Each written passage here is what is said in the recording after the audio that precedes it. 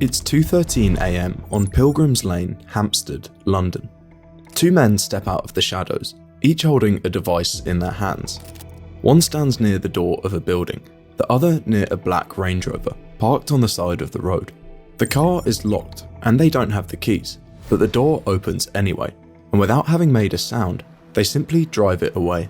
By the time the owner wakes up, the car will already have a fake number plate and be inside a shipping container headed for the Netherlands and ultimately South Africa. This might seem like an isolated incident, but somewhere in the UK, a car is stolen roughly every 4 minutes.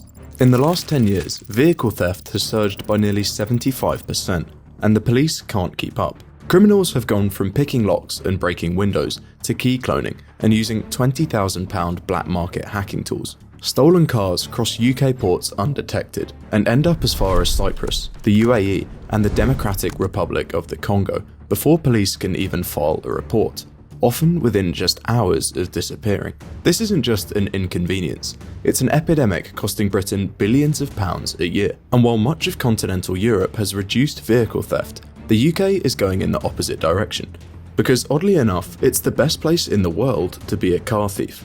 But perhaps the worst part of all is not just that vehicle theft is rising, it's that we might be seeing a wider resurgence of organised crime on the whole. The result is that today, the business of vehicle theft is larger and more profitable than it has ever been in UK history. So the real question isn't just why car theft has exploded, it's how this shadow economy works, who profits from it, and where it's headed next.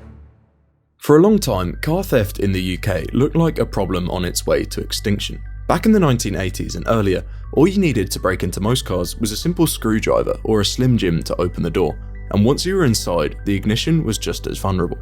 But by the early 90s, car manufacturers began rolling out new security tech such as electronic key fobs and engine immobilizers, which made stealing a car dramatically harder. And the effect was evident. In Britain, car thefts declined every year from 1993 to 2013. For a moment, it seemed like technology had finally pulled ahead of the criminals. But then something changed. In 2013, less than 80,000 vehicle thefts were reported across the UK, a record low. But 10 years later, this number had increased by 75% to over 136,000. What's concerning about this isn't just the number of cars being stolen, it's that criminals have gotten smarter. They're using more sophisticated carjacking methods, and sometimes even black market devices worth tens of thousands of pounds that let them rewrite a car's security system from the outside. Manufacturers have started to realise they're in an arms race, and every time they patch a security weakness, car thieves just find a new way to exploit it. And in some cases, the criminals are the ones innovating first. Another thing that's different from before is also the kind of cars they're stealing. See, you might think car theft gangs would focus on luxury vehicles like Jaguars, Range Rovers, and high-end German models. These do get targeted, but statistically, the most stolen vehicles are everyday models like the Ford Fiesta and the Volkswagen Golf, which means most victims of car theft are ordinary people who depend on them to get to work. But the real shift isn't just the type of cars being taken, it's the people doing the stealing. Car theft used to be the domain of small crews looking for quick wins, but that version of crime barely exists anymore. Over the last decade, it has turned into a scalable business. Criminals have adapted to that, and what used to be loose gangs have turned into organised networks with international supply chains, specialised roles, and technology that rivals what manufacturers use. To understand how these criminals make money, first we have to understand how they work, and it's all to do with how they're structured. Typically, car theft gangs are organised into a hierarchy with 4 levels. At the very bottom are the runners. These are usually young men, often teenagers, who carry out the physical theft. Depending on the job, they're paid a flat rate of between £200 and £500. Above them are the scouts. Their job is to find the vehicles to steal, and they do it by driving through wealthy neighbourhoods, parking lots, and even combing through social media or dating apps for people showing off.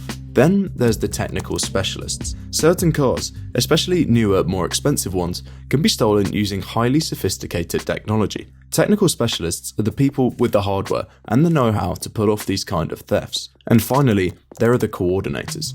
Usually the highest ranking members of these crime groups. Coordinators don't just give orders though. They're the ones who have built connections and figured out how to turn stolen vehicles into cash without getting caught. Their network spanned the entire globe, and the business models they've developed are highly sophisticated. So instead of just telling you how this business works, let's actually see what happens to a car from the moment it's stolen to the moment it gets resold half a world away. The crime begins with the scouts. Once they found a vehicle worth stealing, they go to the coordinator, who starts preparing fraudulent paperwork to sell it as if it were legitimate. Then it's up to the runners to actually steal it. But not every theft is the same. Aside from taking the owner's keys, the simplest method of stealing a car is called a keyless theft, and it works like this. Many cars nowadays open and start electronically, using keys that constantly emit a short-range signal. Normally, the car only responds if the key is physically close, but runners use a pair of devices, an amplifier and a emitter, to manipulate that system.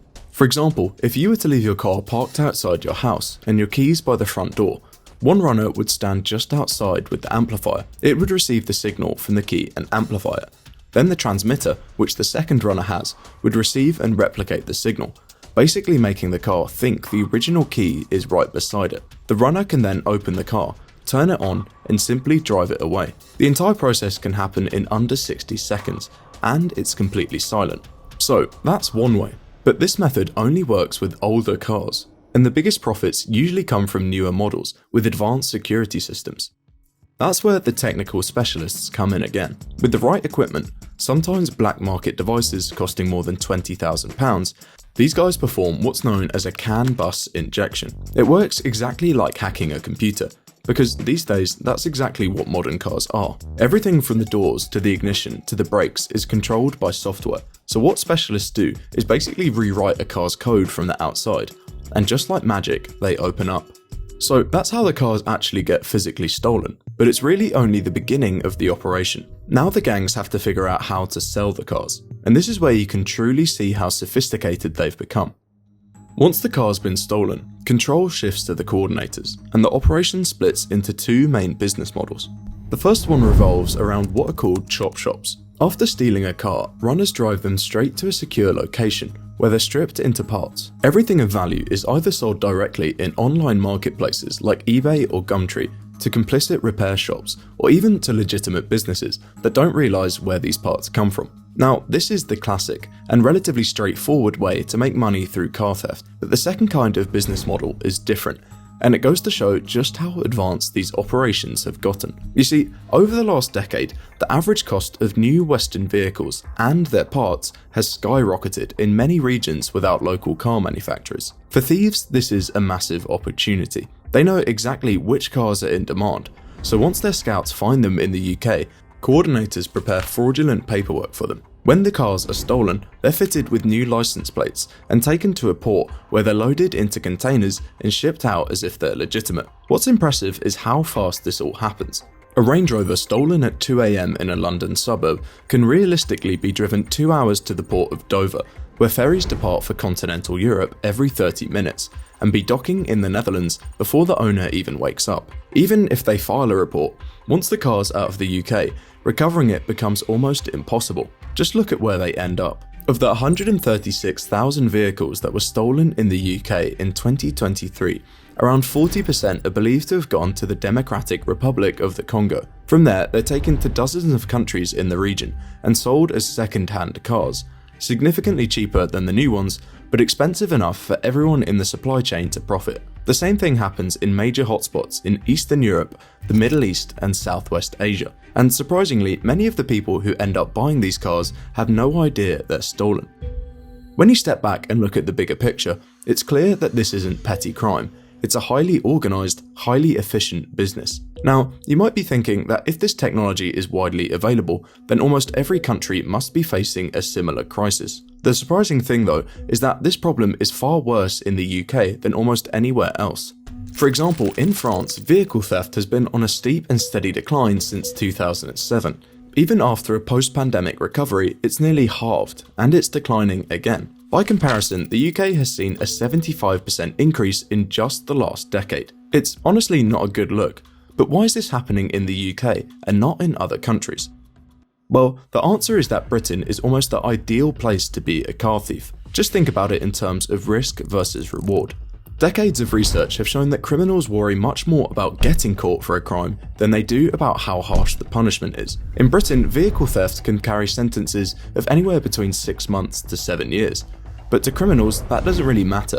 If they feel like the risk of getting caught is low enough, they'll do it. So let's evaluate it for ourselves. Risk versus reward.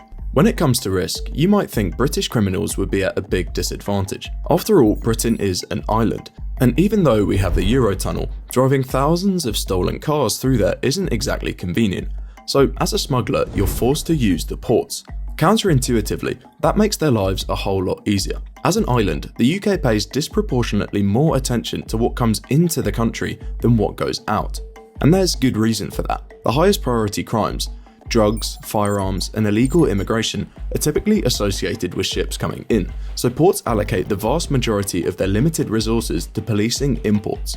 But that leaves a massive blind spot on the export side. The level of scrutiny there is extremely low, and therefore so is the risk. Then there's the reward side, and again this is counterintuitive. UK cars are right-hand drive, which isn't the case for most of the world. So while that technically limits the market for UK stolen cars, just because the market is smaller, it doesn't mean it's small.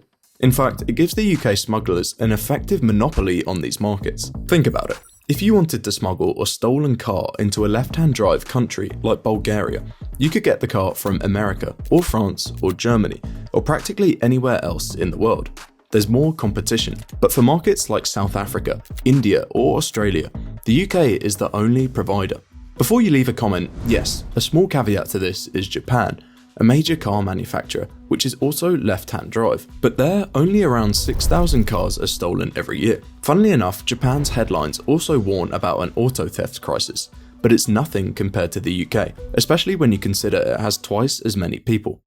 Either way, when you combine these factors, you can clearly see that for criminals in the UK, the risk of a car theft is dwarfed by the potential rewards. And until that formula is reversed, Britain will keep suffering these consequences. As you can probably imagine, there are a lot of those. The big picture is that vehicle theft is estimated to cost the economy around £1.7 billion every year. That figure includes everything from the cost of investigating and preventing crime to repairs and replacements to insurance payouts. However, it doesn't account for how much expensive it makes owning a car. In the last few years, the average cost of car insurance in the UK has increased by 82%, and in areas with the highest theft rates, it surged by up to 180% in just the last 2 years. That's already bad enough. But the real problem is that when insurance becomes that expensive, it has enormous ripple effects. Car manufacturers see their sales decline, and many people, especially those outside major cities, find themselves without a way to get to their jobs. It just goes to show that economically, crime is never a plus.